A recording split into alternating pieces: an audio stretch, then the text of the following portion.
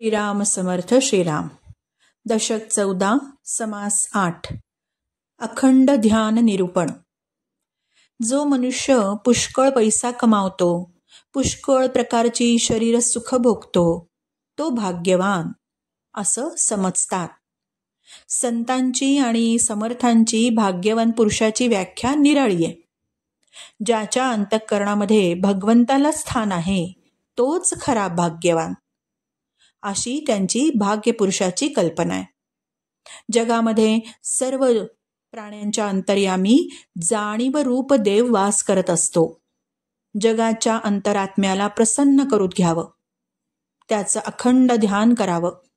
ध्यानामध्ये एकाग्रता महत्वाची.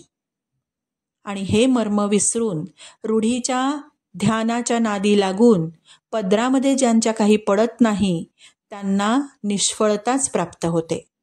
म्हणून माणसांनी बुद्धी वापरून या गोष्टी कराव्यात. अखंड ध्यान लागण्यास त्याचं अखंड स्मरण करावं. मानसपूजेमध्येही ज्याचं ध्यान करायचं तो मीच आहे अशी अनन्यता साधावी. Star note.